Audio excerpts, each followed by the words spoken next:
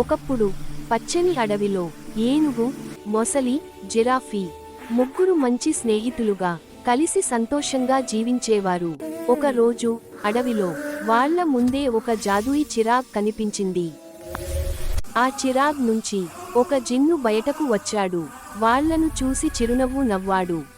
Gin ఇలా అన్నాడు, మీరు కోరిన ఏ కోరికైనా నేను నెరవేర్చగలను. అప్పుడు ఏనుగు అన్నది, నా సుండు చాలా పొడవుగా ఉంది, దయచేసి దాన్ని చిన్నదిగా చేయండి. మొసలి అన్నది, నా కాళ్ళు చాలా చిన్నవి, నాకు పొడవైన కాళ్ళు కావాలి. జిరాఫీ అన్నది, నా మెడ చాలా పొడవుగా ఉంది, అది కొంచెం చిన్నదిగా ఉంటే బాగుంటుంది. ముగ్గురూ జిన్నును వేడుకున్నారు, దయచేసి మమ్మల్ని ముందులాగా మార్చండి.